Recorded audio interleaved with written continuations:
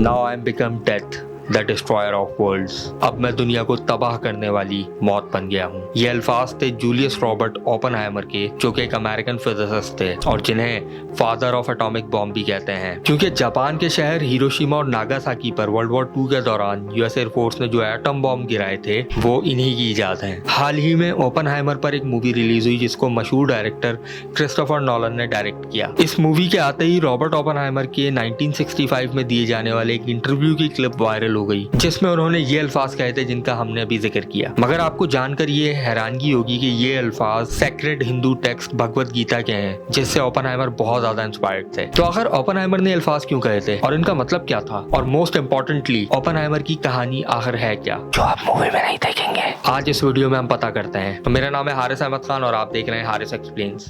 He knew the world would not be the same. Few people laughed, few people cried, most people were silent. Now I am become death, the destroyer of worlds.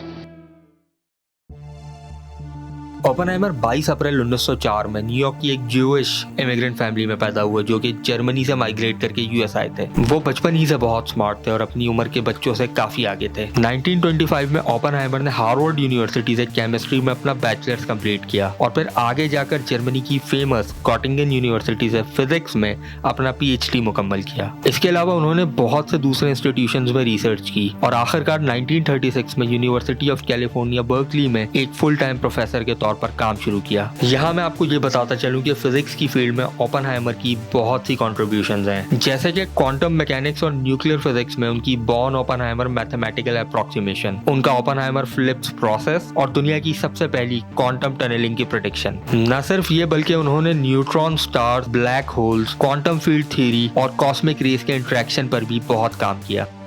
लेकिन उनका सबसे अहम काम जिसने उनको शोहरत दिलाई, अच्छी या बुरी ये डिबेटेबल है, वो 1942 में शुरू हुआ जब उन्हें यूएस गवर्नमेंट की जानिब से मैनहट्टन प्रोजेक्ट के लिए रिक्रूट किया गया। अब 1942 में दुनिया में क्या हो रहा था, तो याद रखिए 1942 वो साल है जब वर्ल्ड वॉर 2 चल रही थी और यूएस जर्मनी के खिलाफ जंग कर रहा था और यूएस को ये डर था कि कहीं हिटलर का नाजी जर्मनी उनसे पहले एटॉमिक बॉम्ब ना बना ले। बस इसीलिए इस प्रोजेक्ट पर यूएस प्रेसिडेंट फ्रैंकलिन डी रोज़वेल्ट की जानिब से बहुत स्ट्रेस था और यही वजह थी कि इस प्रोजेक्ट को जल्द से जल्द मुकम्मल करने के लिए बहुत से रिस्क लिए गए, जिसमें से सबसे अहम ओपेनहाइमर को इस प्रोजेक्ट का डायरेक्टर बनाना था। और ये इसलिए क्योंकि ओपेनहाइमर कम्युनिस्ट आइडियोलॉजी के मानने वाले थे और कम्युनिज्म को खुलकर सपोर्ट करते थे, यहाँ तक कि सोशल रिफॉर्म्स की बात भी करते थे। ये यूएस की नेशनल सिक्योरिटी के लिए एक बहुत बड़ा खतरा था, क्योंकि कम्युनिज्म यूएस के उस वक्त के राइवल सोवियत यूनियन की स्टेट आइडियोलॉजी बना हुआ था। और फिर हमने देखा कि वर्ल्ड वॉर 2 के इख्तिताम के बाद जब दुनिया में सिर्फ 2 सुपर पावर्स बची,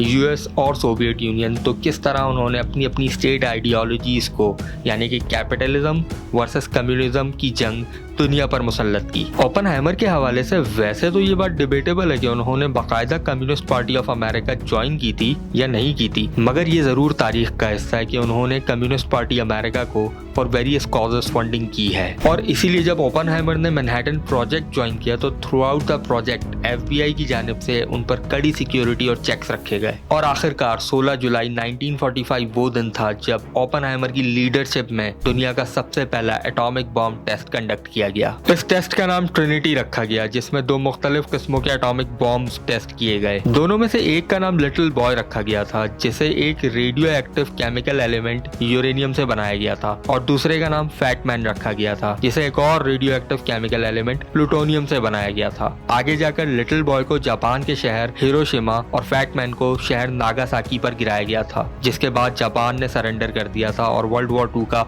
बाकायदा इख्तिताम हो गया था।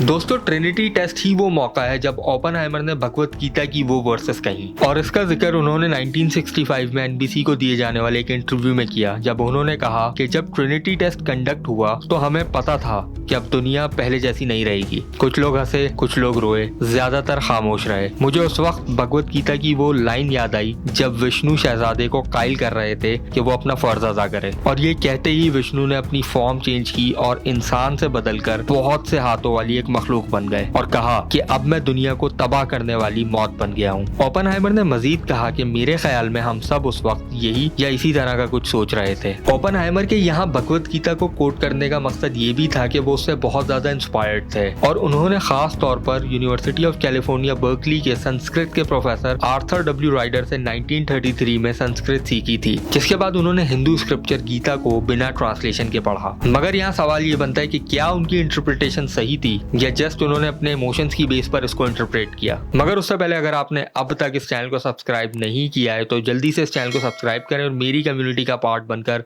अपने हिस्ट्री को देखने के नजरिए को चेंज करें।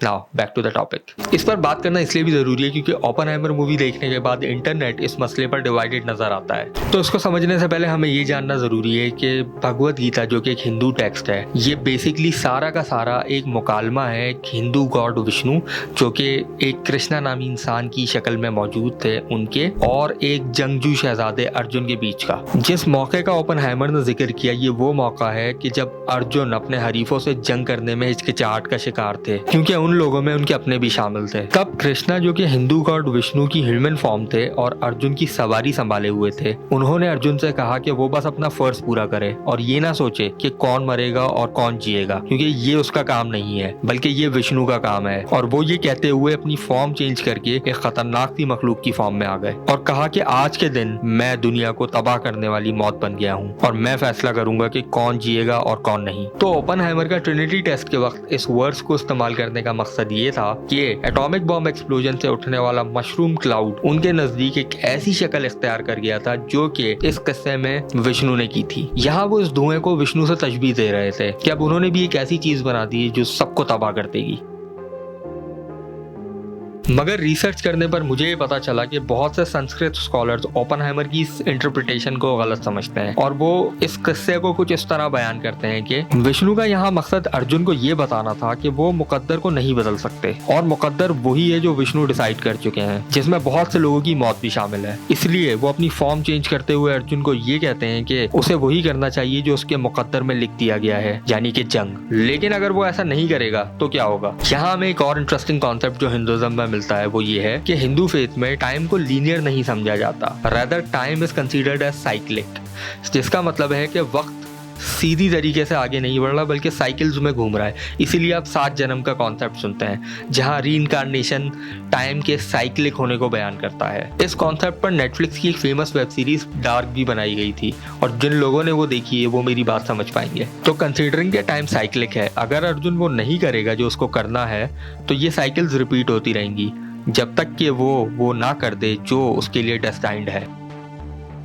खैर ये तो जस्ट एक इन्फॉर्मेशन शेयरिंग थी। मगर आखिर एटॉमिक बॉम्ब के बाद ओपनहाइमर का क्या हुआ। ओपनहाइमर ने इसके बाद अपनी बाकी की सारी जिंदगी न्यूक्लियर प्रोलिफरेशन के लिए काम किया। 1947 में वो प्रिंसटन यूनिवर्सिटी में इंस्टीट्यूट ऑफ एडवांस्ड स्टडी के डायरेक्टर बन गए और United states atomic energy commission की जनरल एडवाइजरी कमेटी को भी चेयर करने लगे। ओपनहाइमर ने बहुत लॉबिंग की कि न्यूक्लियर पावर का कंट्रोल किसी तरह इंटरनेशनल आईजीओस के हाथ में चला जाए जिससे उस वक्त से शुरू होने वाली आर्म रेस को कंट्रोल किया जा सके। इसके अलावा 1949-1950 में उन्होंने हाइड्रोजन बॉम्ब बनाने से भी साफ इनकार कर दिया, जिसके बाद कम्युनिस्ट पार्टी से उनकी एफिलिएशन को बेस बनाकर उनकी सिक्योरिटी क्लियरेंस खत्म कर दी गई और 1954 में उनके खिलाफ एक सिक्योरिटी हियरिंग भी हुई। न सिर्फ ये बल्कि उनका गवर्नमेंट के एटॉमिक सीक्रेट्स तक का एक्सेस भी खत्म कर दिया गया और FBI ने ओपनहाइमर को कम्युनिस्ट पार्टी के साथ टाइज का इल्जाम लगाकर कस्टडी में ले लिया और इस तरह ओपनहाइमर का career as a nuclear physicist खत्म हो गया। इसके बाद उन्होंने एज अ लेक्चरर काम किया और फिजिक्स में अपनी रिसर्चेस कंडक्ट की और आखिरकार 18 फरवरी 1967 में 62 साल की उम्र में उनका इंतकाल हो गया। और इस तरह खत्म हुई ओपनहाइमर की कहानी। आपको ओपनहाइमर का कंट्रीब्यूशन पॉजिटिव लगा या नेगेटिव, ये आप हमें कमेंट्स में बताएं। मिलते हैं आपसे अगली वीडियो में।